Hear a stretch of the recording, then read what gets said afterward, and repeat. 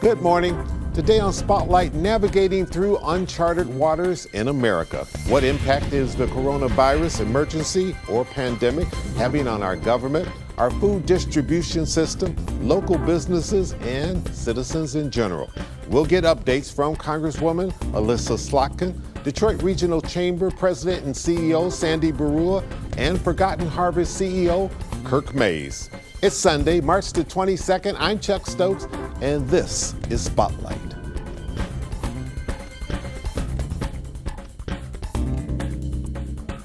The virus has now affected all 50 states. We also have deaths here in Michigan.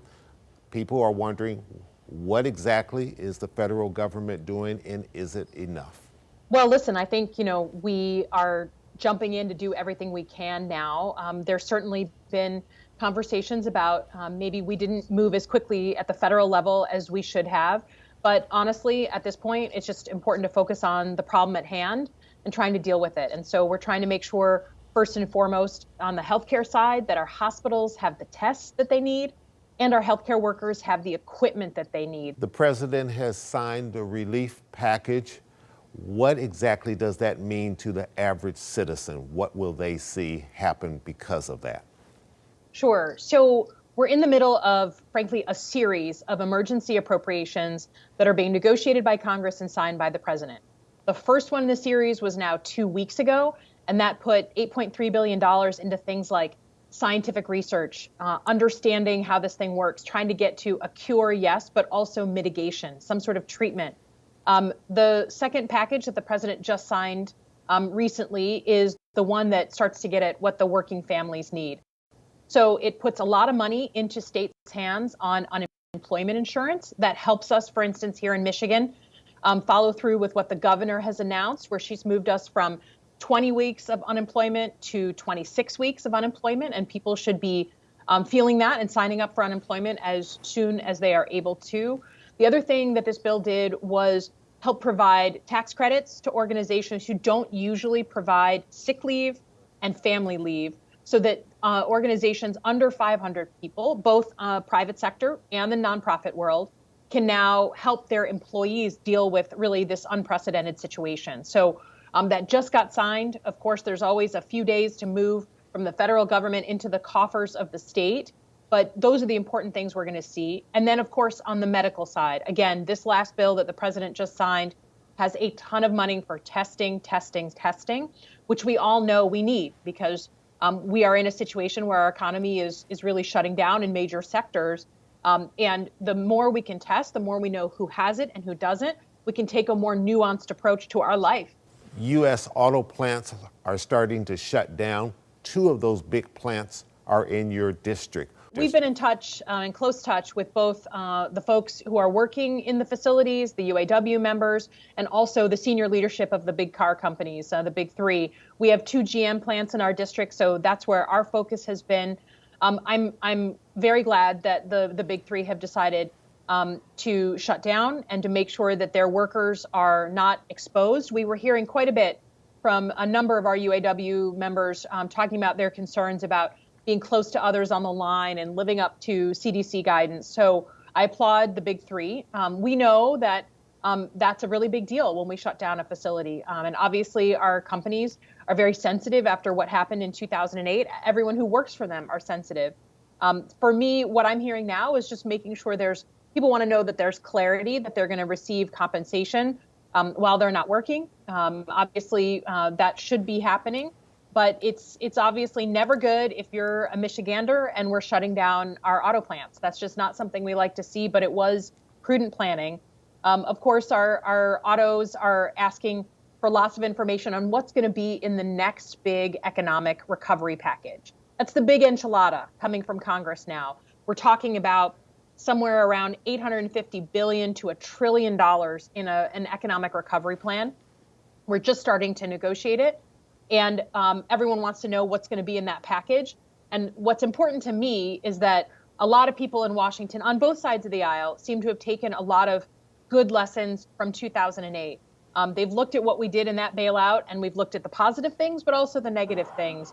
And an important principle that is guiding the work in Washington is that it can't just be bailouts of folks at the top. It can't just be that we're going ahead and helping sectors like the airline sector and not helping the average person who works for the airline, who works for our restaurants, who works for our bars. So I think there's a different approach, which is important. And I know as a matter of principle, I don't want any package to go through that doesn't at least at the same time, if not earlier, take care of the people working at the grassroots. You have a CIA and State Department background. You know a lot about the security of America. If wherever there's a time when this country may be vulnerable, it may be now. What is being done to protect the security of this country? Sure. So we know that whenever the country is focused, kind of like kids to the soccer ball, on whatever big event is going on, that we're more at risk to bad behavior and attacks, things like that. We always know that at the Pentagon that you can't just all focus on the threat in the near term. You have to be looking outside. And so I know at the CIA and the intelligence community, at the Pentagon, at the Department of Homeland Security, they are trained for this, to look at other things that could happen while the country is focused on things like Corona. So I think that that's important.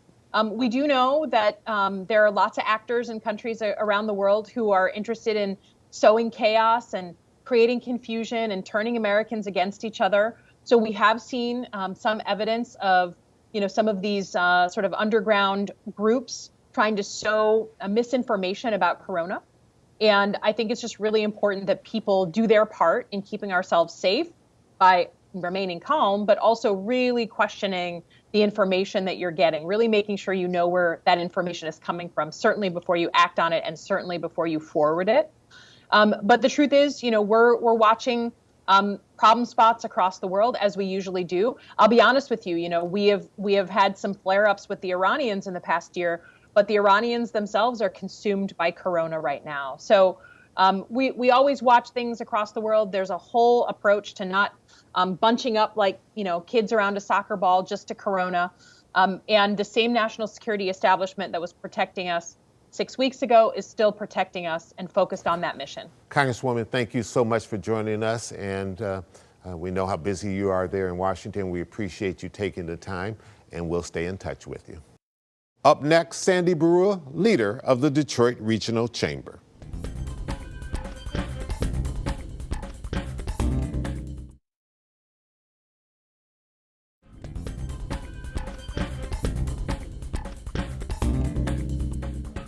Sandy, good having you with us today on Spotlight.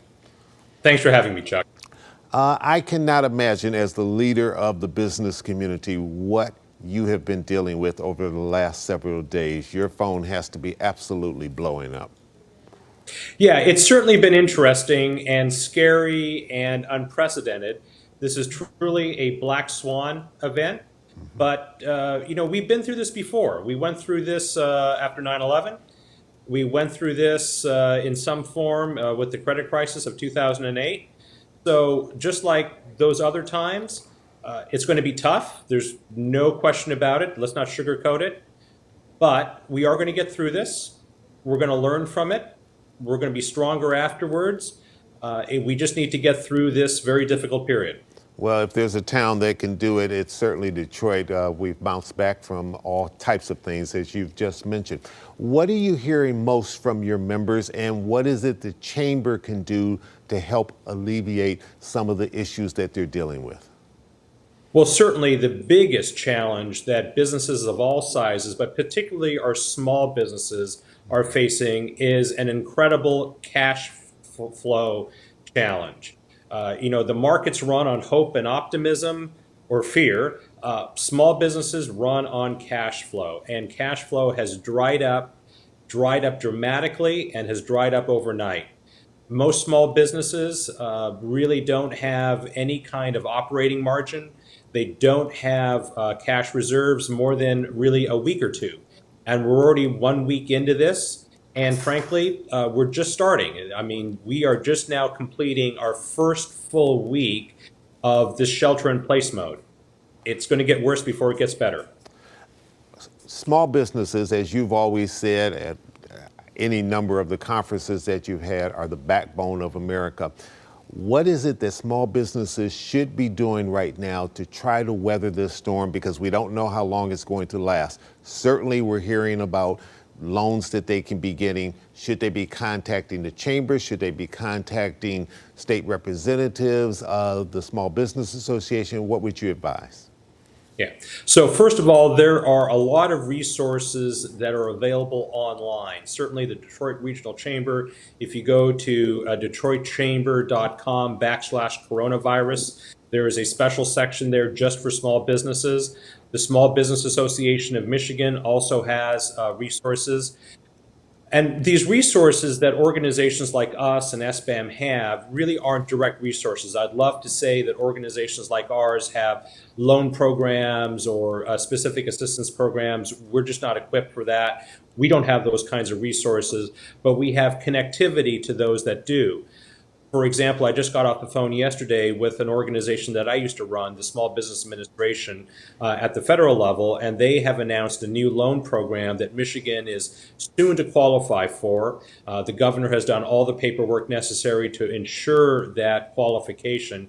Loans up to 30 years at 3.75% interest rate with the first year waiving of all payments. And that's under the disaster loan program that the SBA offers. That's going to be a great tool for many of our small businesses. You alluded to it earlier. You said we got through the auto crisis, we got through the bankruptcy, the largest bankruptcy of any major city in American history. But things were moving in Detroit and moving in the right direction, and we were getting good press all around the world. How concerned are you that this is the what if that we didn't need in the middle of this rebound that we're making, and whether or not we can bounce back whenever this thing is over? Yeah. Chuck, that is the $64,000 question. My sense is that we're going to be able to bounce back and bounce back fairly well. One, our economy is far more diversified than it was in 2008 or during the post 9/11 era of 2001. So I feel good about our ability to bounce back, especially if we do all of the right things now. The best thing we can do for our society and the best thing we can do for our economy is to hunker down dramatically right now, like we're doing, shelter in place. Let's stem the tide of this virus. The sooner we can do that, the sooner we can return to normal, the sooner our economy can return to normal. One thing that I'm sure you've been dealing with is the Mackinac Conference. It is certainly the conference for business across this state. You spend 365 days a year getting ready for the conference. As soon as one is over, it's time to prepare for the next one. There's so many intricate details. Where are you on the Mackinac Conference right now, and are you even in a position to make a call on it yet? Yeah, great point, Chuck. We're really not in a position to make a call yet. We have determined early on, and we issued a public statement early on in this crisis, that we are going to follow all of the advice of our federal and state public health officials in terms of when we're in a position to do the conference. So right now, our planning is continuing at pace. We are in contact with all of our vendors. We're in contact with the Grand Hotel. We're in contact with our keynote speakers from around the nation that we've secured. We're in ongoing dialogue with all of them. My guess is in the next several days, we'll make some sort of decision as to a possible new date or a plan B, but we're not ready to do that quite yet today. All right, Sandy Barua, thanks so much for joining us today on Spotlight. Bottom line, we're in all of this together. When Spotlight returns, Kirk Mays, CEO of Forgotten Harvest.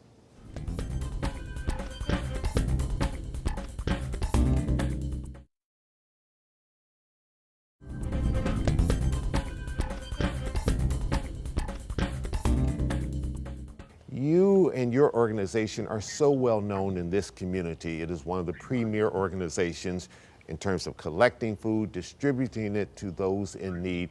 This has to have an impact on your organization. How much so? Good morning. Thanks for the question. This is having a tremendous impact on Forgotten Harvest, as it is everyone in our society right now. We are definitely looking at a shortage of our regular volunteer groups who typically are helping us from corporations around the region. And because people are being asked to stay at home and really respect some of the recommendations from health professionals, that's affecting us. The places that we typically deliver food are beginning to scale back, and some places are shutting down. So as far as the places that we have to get the food out to the community are beginning to change. But we are planning on continuing to serve the community, given the fact that there are a lot of people who we know even before this all happened, we're still just dependent upon our services. And we know there's going to be, unfortunately, a lot of new folks who are going to be seeing some hardships through this time. So the trucks are still rolling, and we're working on plans to transition to an emergency format to serve the community throughout this crisis. Kirk, try to give us some sort of comparison on a normal day, how many trucks roll for Forgotten Harvest, and compare that to what you're doing now. We're currently running at about 85 to 90% of our capacity with our fleet, but that's a day by day situation. We do have some of our drivers that we're going to be pulling off the road if we are not sure if we're going to be able to protect them properly. I hear that there's been discussions of setting up mobile units so that people can just drive up and get some of the food and packages that you normally give out. Is that so? And if so, how many different locations? Thanks for the question. We are currently developing our plans to, as you are mentioning, to transition to a 15-site distribution plan where in different places throughout Wayne, Oakland, Macomb County, we're currently getting the final preparations together with community partners so that we can make sure that we can still serve the area that we cover as far as Wayne, Oakland, Macomb County. We've been getting really encouraging and positive responses from local businesses and from community partners. And as we get those plans solidified and put together, we'll make sure to send information to get to the public to know where those places are and where they can go to get additional needs as things continue to escalate. How much has this impacted your volunteers, and what kind of safety precautions are you putting into place if people want to come help you out, which I'm sure they will? While we know that there are a lot of people who are going to be in need of emergency food services during this critical time, our primary concern is to make sure that we keep our team and anybody who decides that they would like to step up and get next to us. We want to keep everybody safe the best we can. So right now we're doing all we can to try to get supplies as far as gloves, the proper disinfecting materials so that we can keep all of our sites completely sterilized as we continue to work. Are there some possible temporary employment opportunities for people who may be temporarily out of work? We are looking for additional funding in order to supplement and augment what we would typically ask the community to help us with as far as volunteer opportunities. Also, we recognize that as our core staff is being stressed with everything that we have to do, that we're just going to need reinforcements. There's a lot of folks that are at home right now who are still getting paid. And we've gotten calls from a few of our community partners who are interested in figuring out how they could actually leverage what they're doing with continuing the payroll of their existing teams to be able to come over and in spots, help Forgotten Harvest and others do what needs to be done in order to help the community. Okay, we need to take a quick break. We'll hurry right back with more questions right after this.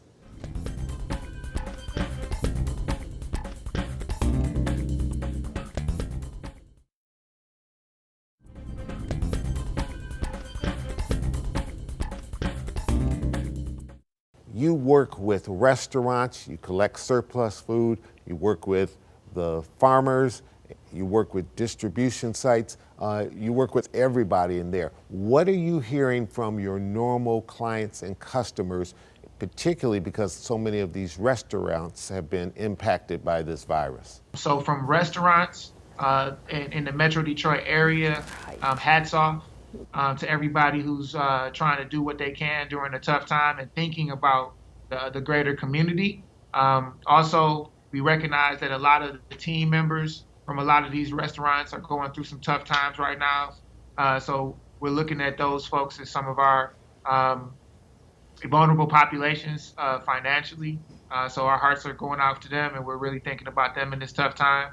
As far as our grocer suppliers and our bulk suppliers, like our farmers, the truth is the reaction from society right now is that everybody is rushing to the stores to try to get as much as they can to stock up their own cabinets. There are some people in our society who have the ability to make those decisions and some who don't.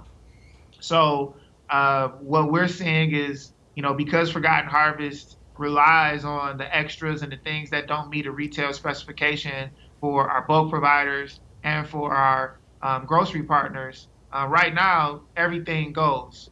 So there hasn't been as much. We've seen about a 50% decrease so far on the donations that we typically get for food. But I can tell you that the entire food supply chain is being stressed from the warehouses to the producers, and a lot of that stuff is going to go to the markets so that they can actually feel the need for the immediate rush on our typical grocers. And then after that kind of calms down, we should still see some of our typical partnerships kick in. But right now, there has definitely been some major shifts in the way that food moves across our country.